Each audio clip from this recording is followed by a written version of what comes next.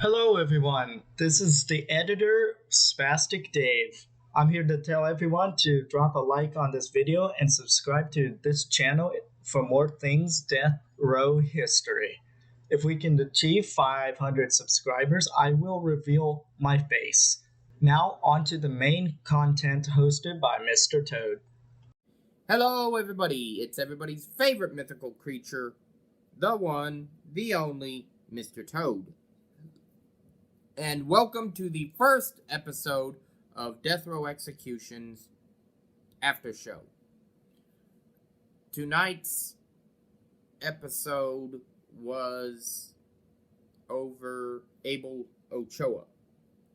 Now, Abel Ochoa was put to death after 17 years on death row by the state of Texas in February of this year.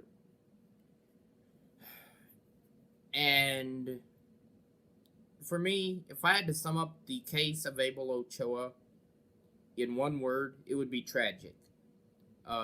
Abel Ochoa came to America as a immigrant at the age of 2. He graduated high school, something most people in his family didn't do. You know, the world was his oyster. Sure, he had a rough childhood, but who hasn't? A lot of successful people had rough childhoods, and Mr. Ochoa was no different. Mr. Ochoa married young. He married a woman named Cecilia, who would later be one of his victims. He was working a normal job, manual labor. He was a heavy equipment operator for 11 years. And Cecilia had a child out of wedlock, which I'm going out on a limb by saying that the reason Mr. Ochoa found that unforgivable and the reason he left for 6 months was probably due to strong Catholic beliefs. The predominant religion in most Hispanic families is Catholicism. I myself am a person of Catholic leanings. Not a practicing Catholic, but anyway. So, we know he was an immigrant. He was probably Catholic, and he left his wife for about 6 months due to the fact that he found out that she had a son out of wedlock, and she had lied to him and said it was her nephew. Okay. Now, the story of Mr. Ochoa takes a twist when he starts smoking crack. Myself, I've never touched hard drugs. A little pot, but nothing major. And so the day Mr. Ochoa committed his crime in 2002, they went to church like any normal Sunday, and he asked his wife for $10 to buy crack. To keep an argument from happening, she obliged, so he then goes and buys the crack. They go home, her father and sister are at the house. He immediately, like most addicts, goes out, smokes his crack, comes in, goes in the bedroom to do what he does. And an argument ensues because his wife, felt that he had been disrespectful. Now, later, as part of the trial, they would say that he suffered from drug-induced delirium. I don't buy it.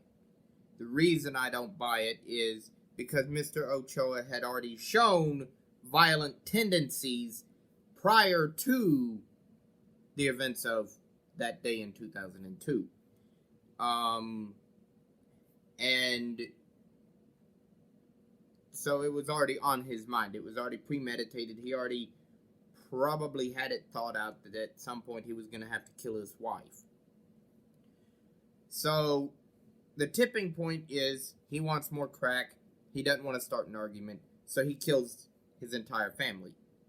Now, rationally, most people would not go that extreme. But when you're in the throes of addiction, anything's possible. As we know from watching the video, he would be arrested 20 minutes after the crime, after failing to secure money for his drug. He would then confess to the murders and get sentenced to death. Now, in the 17 years on death row, Mr. Ochoa was known to be a model inmate, which is not surprising because when you get clean, your true character comes out.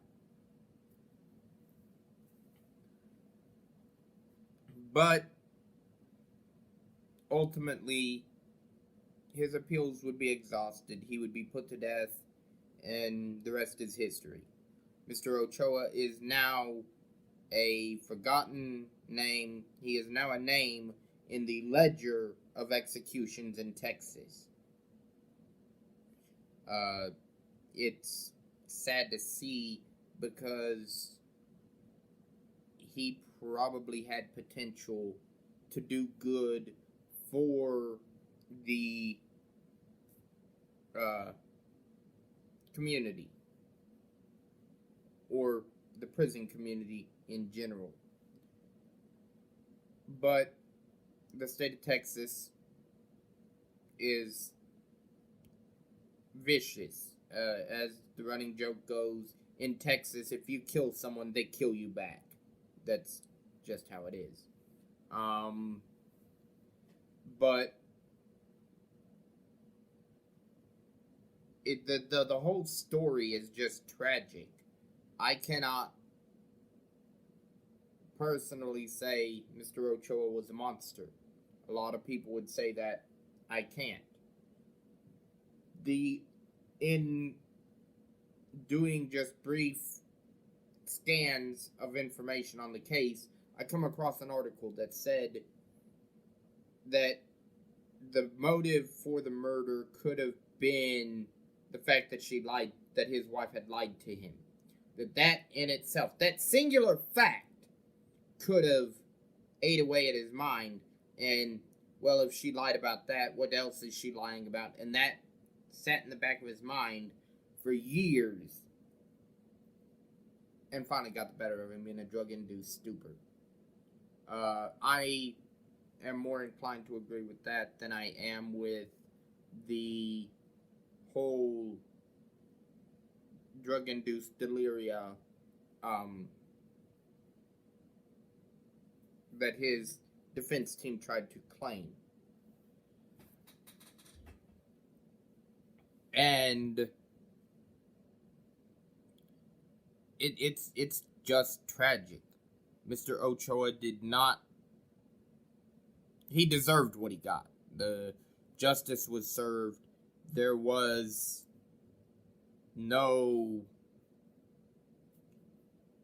no defending what he did. I personally am against the death penalty most of the time because it does not serve a judicial purpose. And there's enough psychological studies out there showing the effect on the victim's family, on the family of the victim, that shows that even with the long-term, the incarceration, the waiting 17, 18, 19, 20 plus years, sometimes even 30, it does not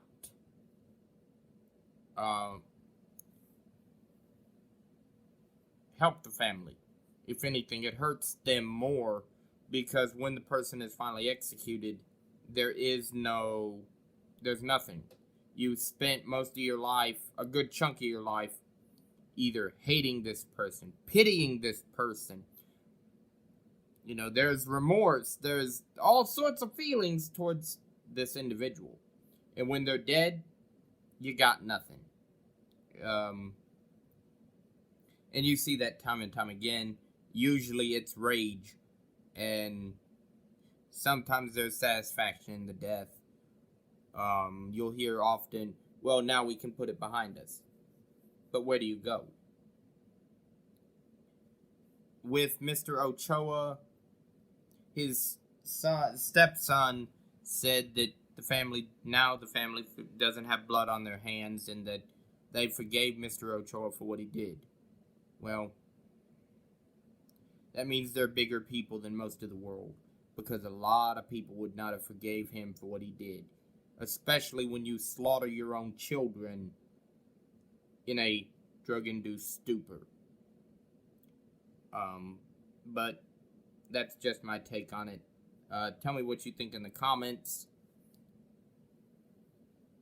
I will be uploading videos after they premiere to give subscribers a better chance to talk it out. I mean, they're human just like everybody else. Some of them may be depraved individuals, but at the end of the day, they're still someone's kid. They're still someone's son, someone's daughter, and it's not to glorify what they did, but it is to help under this channel, or my channel, is to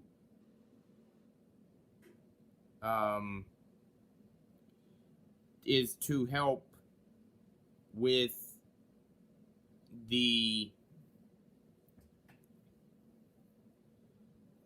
to give my perspective on the case. I've spent the better part of 15 years studying the death penalty in all facets. In fact, light reading for me right now. For those that couldn't see it, this is Edison and the Electric Chair, the story of light and death.